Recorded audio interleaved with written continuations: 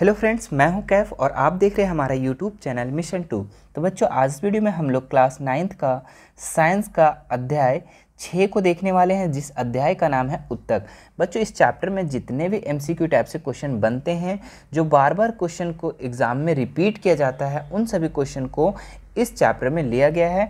और ये board exam के लिए काफ़ी महत्वपूर्ण है बच्चों। जो आप लोग का टर्म 1 का एग्ज़ाम होने वाला है, उसमें टर्म 1 का जो सिलेबस है उसमें जितने भी चैप्टर लिए गए हैं, सारे चैप्टर को मैंने पहले से करा रखा है। अगर आप उसे नहीं देखे हैं तो डिस्क्रिप्शन बॉक्स में उसका लिंक है, वहां से जाकर आप देख सकते हैं। साइंस का सारा वीडियो देख सकते हैं, सोशल साइंस का और मैथ का सारा वीडियो वहां से जाकर देख सकते हैं। प्लेलिस्ट सारे सब्जेक्ट सारे चैप्टर को बना दिया गया है, वहाँ से आप अच्छे से देख सकते हैं। और हाँ बच्चों, ये पूरा न्यू सिलेबस पर आधारित है। आप इसे देखिए और अपने एग्ज़ाम को बेहतर बनाइए। चलिए, हम लोग अब ज़्यादा लेट ना करते हैं और आगे बढ़ते हैं। इसका क्वेश्चन को देखते हैं, क्या क्या इसका क्वेश्चन है, कौन कौन से इसका इंपॉर्टेंट क्वेश्चन है। तो देखिए, सबसे पहला क्वेश्चन ही वेरी वेरी इंपॉर्टेंट है। क्या है क्वेश्चन? पौधे की लंबाई में वृद्धि किस ऊतक की क्रियाशीलता के कारण होती है? तो यहाँ पे पौधे में जो लंबाई होती है बच्ची, ठीक है, जो वृद्धि होता है, देखो पौधा तो छोटा नहीं रहेगा, सिर्फ छोटा नहीं रहेगा, तो वो तो बढ़ता भी है ना। तो वो कौन सा ऊतक के कारण होता है? तो यहाँ पे ऑप्शन है शीर्षस्थ विभोज्य ऊतक, पार्श्व विभोज्य ऊतक, अंतर्विष्ट विभोज्य ऊतक, संवहन ऊतक। तो बच्चे, इसका राइट आंसर हो जाएगा ऑप्शन नंबर ए, शीर्षस्थ विभोज्य ऊतक। शीर्षस्थ विभोज्य ऊतक के कारण क्या होती है? पौधों में वृद्धि होती है। चलिए, इसके बाद हम लोग नेक्स्ट सवाल को देखते हैं। क्या लिखा हुआ है? किस प्रकार के ऊतकों की क्रियाशीलता के कारण पौधों में वार्षिक वलय हो बनते हैं? तो यहाँ पे बताना है, 4 ऑप्शन है, संवहन ऊतक, पार्श्व विभोज्य ऊतक, शीर्षस्थ विभोज्य ऊतक, दृढ़ ऊतक। तो वार्षिक वलय जो होता है, जो ये पेड़ में जो होता है, पेड़ पौधे में जो गोल होता है उसका तना, ठीक है, गोल टाइप से होता है, तो कौन सा ऊतक के कारण होता है यहाँ पे? तो ऑप्शन है यहाँ पे संवहन ऊतक, पार्श्व विभोज्य ऊतक, शीर्षस्थ विभोज्य ऊतक, दृढ़ ऊतक। तो बच्चों, इसका राइट आंसर हो जाएगा पार्श्व विभोज्य ऊतक। तो ऑप्शन नंबर 20 का राइट हो जाएगा। चलिए, हम लोग नेक्स्ट सवाल को देखते हैं। क्या लिखा हुआ है? पौधों में जड़ और तने की मोटाई किस ऊतक के कारण होती है? तो पौधे में जो जड़ होती है, ठीक है, यानी जो पौधा होता है उसका जड़ जो होता है और उसकी जो तना होती है, उसकी मोटाई किन ऊतक के कारण बढ़ती है? तो ऑप्शन यहाँ पे है कैम्बियम, संवहन ऊतक, दृढ़ ऊतक, इनमें से कोई नहीं। तो बच्चों, इसका राइट आंसर हो जाएगा ऑप्शन नंबर 1, कैम्बियम। ठीक है, कैम्बियम के कारण ही क्या होती है? उसकी जो जड़ है और तना की मोटाई होती है। ठीक है, चलो इसके बाद हम लोग नेक्स्ट सवाल को देखते हैं। क्या लिखा हुआ है? मृदोत्तक की कोशिकाओं के बीच पाए जाते हैं। तो यहाँ ऑप्शन है अंतरकोशिकीय स्थान, लिग्नन, सोब्रिन, तंतु। तो बच्चों, इसका राइट आंसर हो जाएगा अंतरकोशिकीय स्थान। ठीक है, तो याद कर लीजिए बच्चों। इसके बाद हम लोग देखते हैं नेक्स्ट सवाल को। क्या लिखा हुआ है? जिस मृदोत्तक की कोशिकाओं में हरित लवक पाया जाता है उसे कहते हैं, जिस मृदोत्तक की कोशिकाओं में हरित लवक पाया जाता है उसे कहते हैं। तो यहाँ पे ऑप्शन है दृढ़ ऊतक, क्लोरेनकाइमा, पनरहित, स्थूलकोण ऊतक। तो बच्चों, इसका राइट आंसर हो जाएगा ऑप्शन नंबर बी, क्लोरेनकाइमा। ठीक है, जिस मृदोत्तक कोशिकाओं में हरित लवक पाया जाता है उसे कहते हैं। तो जिसमें हरित लवक पाया जाता है उसको हम लोग क्लोरेनकाइमा कहते हैं। ठीक है, चलिए इसके बाद नेक्स्ट सवाल को देखते हैं। नारियल का रेशा किस ऊतक का बना होता है? वेरी वेरी इंपॉर्टेंट क्वेश्चन है बच्चों, पिछले बार भी ये क्वेश्चन को पूछा गया है। नारियल का रेशा में किस ऊतक का बना होता है? तो यहाँ पे ऑप्शन है, यहाँ पे संवहन ऊतक, दृढ़ ऊतक, विभोज्य ऊतक, इनमें से कोई नहीं। तो बच्चों, इसका राइट आंसर हो जाएगा ऑप्शन नंबर बी, ठीक है, दृढ़ ऊतक। ठीक है, दृढ़ ऊतक, नारियल का जो रेशा होता है वो दृढ़ ऊतक से ही बना होता है। तो ऑप्शन नंबर 20 का राइट हो जाएगा। चलिए, हम लोग नेक्स्ट सवाल को देखते हैं। क्या लिखा हुआ है? निम्न में कौन फ्लोएम का भाग है? कौन सा फ्लोएम का भाग है? तो यहाँ पे 4 ऑप्शन दिया हुआ है, ट्रैकिड, वाहिका, चालनी नालिका, इनमें से कोई नहीं। तो इसमें बताना फ्लोएम का कौन सा भाग है। तो ये चालनी नालिका जो दिख रहा है ना बच्चों, ये है फ्लोएम का भाग। ठीक है, आप लोग को पता होना चाहिए। एक होता है जाइलम, क्या होता है? एक जाइलम, एक होता है फ्लोएम। फ्लोएम, तो जाइलम जो होता है ना बच्चों, वो जड़ से लेकर, यानी कि जड़ से लेकर कहाँ तक? पत्तियों तक ये क्या करता है? पानी हो गया है ना, खनिज लवण, ये पत्तियों तक पहुँचाता है। ठीक है, ऐसे जाता है, ऊपर की ओर जाता है। ठीक है, और जो फ्लोएम है बच्चों, वो पत्तियों में जो बना भोजन वो क्या करता है? अन्य भागों तक, सारे जगह तक पहुँचाता है। ठीक है, तो ये क्या करता है? जो इसमें जो पत्तियों में जो बना भोजन है उसको क्या करता है? अन्य भागों तक पहुंचाता है। ठीक है, तो यहाँ पे बोल रहा है फ्लोएम का भाग कौन सा है? तो यहाँ पे चालनी नलिका इसका भाग है। ठीक है, ये पूरा जाल की तरह फैला होता है बच्चों, जाइलम और फ्लोएम पूरा। ठीक है, चलिए इसके बाद हम लोग नेक्स्ट सवाल को देखते हैं। क्या लिखा हुआ है? निम्न में कौन सा फ्लोएम का भाग नहीं है? ठीक है, यहाँ वहाँ क्वेश्चन क्या था? फ्लोएम का भाग है, तो चालनी नालिका भाग था। ठीक है, यहाँ पे भाग नहीं है, तो चालनी नालिका तो भाग है, शाक कोशिकी भी फ्लोएम का भाग है, तंतु भी फ्लोएम का भाग है, लेकिन स्नायु जो है बच्चों, ये फ्लोएम का भाग नहीं है। तो ऑप्शन नंबर डी इसका राइट हो जाएगा। चलिए, हम लोग नेक्स्ट सवाल को देखते हैं। क्या लिखा हुआ है? जाइलम और फ्लोएम किस प्रकार के उत्तक है बच्चों? तो यहाँ पे एक जाइलम होता है, एक फ्लोएम होता है ना, दो संवहन उत्तक है, ठीक है। यानी हम तो आंसर ही पहले ही बता दिए, ठीक है। पेड़ पौधे में जो होता है ना, दो संवहन उत्तक होते हैं, ठीक है। एक जाइलम होता है, एक फ्लोएम। ये क्या करता है, संवहन का मतलब क्या है कि ये वहन करता है, एक जगह से दूसरे जगह तक ले जाता है। जैसे कि पानी, खनिज, लवण, ये क्या करता है, पत्तियों तक पहुंचाता है, और पत्तियों से बना भोजन क्या करता है, फ्लोएम तक पहुंचाता है। यानी कि ये जो है डिलीवरी का काम करता है ना, एक जगह से दूसरे जगह तक पहुंचाता है। तो ये संवहन उत्तक है बच्चों, ठीक है। क्या है, संवहन, ये क्योंकि ये वहन करता है ना, तो संवहन उत्तक इसका राइट आंसर हो जाएगा। चलिए हम लोग इसका नेक्स्ट सवाल को देखते हैं। क्या लिखा हुआ है, जाइलम में उपस्थित जीवित कोशिका का क्या नाम है? तो जाइलम में एक जीवित कोशिका और मृत कोशिका दोनों होते हैं। तो यहाँ पे जीवित कोशिका का क्या नाम है, तो ये बताना है। तो ऑप्शन है यहाँ पे ट्राइगिड्स, जाइलम नलिका, जाइलम तंतु, जाइलम मृदुत्तक। तो बच्चों इसका राइट आंसर हो जाएगा ऑप्शन नंबर डी, जाइलम मृदुत्तक क्या है, ये जीवित कोशिका है, ठीक है। चलो इसके बाद हम लोग देखते हैं नेक्स्ट सवाल। क्या लिखा हुआ है, ट्रैकिड्स पाए जाते हैं। वेरी वेरी इंपॉर्टेंट क्वेश्चन है बच्चों, पिछले बार भी ये क्वेश्चन पूछा गया है। तो जाइलम में, फ्लोएम में, वस्य उत्तक में, पेशियों में। तो बच्चों इसका राइट आंसर हो जाएगा जाइलम में। ट्रैकिड्स कहाँ पाए जाते हैं, किस में पाए जाते हैं, तो जाइलम में ट्रैकिड्स पाए जाते हैं, याद रखना है, ठीक है। चलो इसके बाद हम लोग देखते हैं नेक्स्ट। क्या लिखा हुआ है, निम्न में कौन जाइलम का भाग नहीं है? तो यहाँ पे बताना है आपको कौन सा जाइलम का भाग नहीं है। तो ऑप्शन है यहाँ पे ट्रैकिड्स, जाइलम नालिका, जाइलम तंतु, चलनी नालिका। तो चलनी नालिका किसका भाग है, मैंने पहले बता दिया है, वो फ्लोएम का भाग है। तो जाइलम का भाग तो ये नहीं है, तो ऑप्शन नंबर डी इसका राइट हो जाएगा बच्चों, ठीक है। चलो इसके बाद नेक्स्ट सवाल को देखते हैं। रक्त है, रक्त कैसा है बच्चों, यहाँ पे बताना है। तरल संयोजी उत्तक है, स्थायी उत्तक है, वसीय उत्तक है, हरित लवक है। तो बच्चों इसका राइट आंसर हो जाएगा तरल संयोजी उत्तक। याद रखना, रक्त जो है, ब्लड है, खून है, वो तरल संयोजी उत्तक है, याद रखना है, ठीक है। चलो इसके बाद हम लोग नेक्स्ट सवाल को देखते हैं। मूंगफली और बादाम के छिलकों में पाए जाते हैं। वेरी वेरी इंपॉर्टेंट क्वेश्चन है। मूंगफली और बादाम के जो छिलका होता है ना, उसमें पाया जाता है कौन सा, हरित लवक, अंतरकोशिकीय, स्क्लेरिड्स, चालनी पट। तो बच्चों इसका राइट आंसर हो जाएगा ऑप्शन नंबर सी, ठीक है, स्क्लेरिड्स, ठीक है। याद रखना है स्क्लेरिड्स। मूंगफली या बादाम के छिलका में क्या पाया जाता है, क्या पाए जाते हैं, कौन सा उत्तक पाया जाता है, तो स्क्लेरिड्स, ठीक है, याद रखना है। इसके बाद हम लोग आगे आते हैं।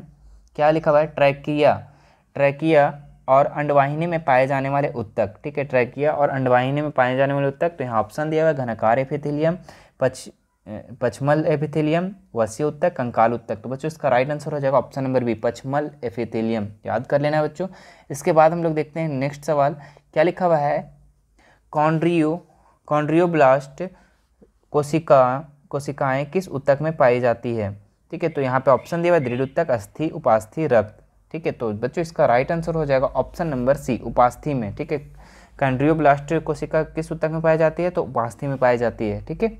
चलो इसके बाद हम लोग देखते हैं कॉर्क कोशिकाओं में पाया जाता है। तो ऑप्शन यहाँ पे लैटेक्स, सेलुलोज, सुब्रीन, लिग्नन। तो बच्चों इसका राइट आंसर हो जाएगा सुब्रीन। कॉर्क कोशिका में क्या पाया जाता है, सुब्रीन, क्या पाया जाता है, सुब्रीन, याद रखना है, ठीक है। इसके बाद नेक्स्ट सवाल को देखते हैं। क्या लिखा हुआ है, शरीर का बाहरी और भीतरी रक्षक आवरण बनाते हैं। तो ऑप्शन यहाँ संवेदी उत्तक, एपिथेलियम उत्तक, संयोजी उत्तक या फिर कंकाल उत्तक। तो बच्चों इसका राइट आंसर हो जाएगा ऑप्शन नंबर बी, ठीक है, एपिथेलियम उत्तक। शरीर का बाहरी और भीतरी का रक्षक जो आवरण बनाता है वो क्या, कौन बनाता है, एपिथेलियम उत्तक, याद रखना है, ठीक है। इसके बाद नेक्स्ट सवाल देखते हैं। रेखित पेशी है, ऐच्छिक, अनैच्छिक या दोनों या इनमें से कोई नहीं। तो बच्चों इसका राइट आंसर हो जाएगा ऑप्शन नंबर ए, ठीक है, ऐच्छिक। रेखित पेशी जो है वो क्या है, ऐच्छिक है, ठीक है। चलो इसके बाद हम लोग नेक्स्ट सवाल देखते हैं। अस्थि या उपास्थि है, क्या है ये, तो ऑप्शन है एपिथेलियम उत्तक, संयोजी उत्तक, पेशी उत्तक या फिर तंत्रिका उत्तक। तो बच्चों इसका राइट आंसर हो जाएगा ऑप्शन नंबर बी, संयोजी उत्तक, क्या है, संयोजी उत्तक इसका राइट आंसर है। चलिए नेक्स्ट सवाल को देखते हैं। क्या लिखा हुआ है, वह उत्तक जो मनुष्य में पेशियों को अस्थि से जोड़ता है। जो पेशी है और अस्थि, हड्डी और मांस को जो साथ में जोड़ता है वो क्या है, तो ऑप्शन यहाँ पे कौन सा उत्तक है वो, तो कांड्रा, स्नायु, उपास्थि, मृदुत्तक। तो बच्चों इसका राइट आंसर हो जाएगा ऑप्शन नंबर एक, कांड्रा। क्या करता है, कांड्रा हड्डी और पेशियों को साथ में जोड़ता है वो उत्तक, ठीक है। चलो इसके बाद नेक्स्ट सवाल को देखते हैं। रंध्र के क्या कार्य है, ठीक है। रंध्र आप लोग को पत्तियों में, ठीक है, पेड़ पौधे के पत्तियों में रंध्र होता है, ठीक है, और उसके क्या कार्य है वो चीज़ बताना है। तो गैसों का आदान प्रदान, हाँ होता है। वाष्पोत्सर्जन होता है, एक या दोनों, हाँ तो दोनों। तो ऑप्शन नंबर सी इसका राइट हो जाएगा बच्चों, ठीक है। चलो इसके बाद देखते हैं आरेखित पेशी क्या है, ठीक है। आरेखित पेशी अनैच्छिक है या ऐच्छिक है या दोनों या इनमें से कोई नहीं। तो बच्चों इसका राइट आंसर हो जाएगा अनैच्छिक। क्या हो जाएगा, अनैच्छिक। तो ऑप्शन नंबर ए इसका राइट हो जाएगा, याद कर लेना बच्चों। इसके बाद हम लोग नेक्स्ट सवाल को देखते हैं। क्या लिखा हुआ है, हृदय पेशियों किस प्रकार की पेशियां होती है? तो ऑप्शन है यहाँ ऐच्छिक, अनैच्छिक या दोनों या इनमें से कोई नहीं। हृदय पेशियां जो है वो किस प्रकार की पेशियां होती है?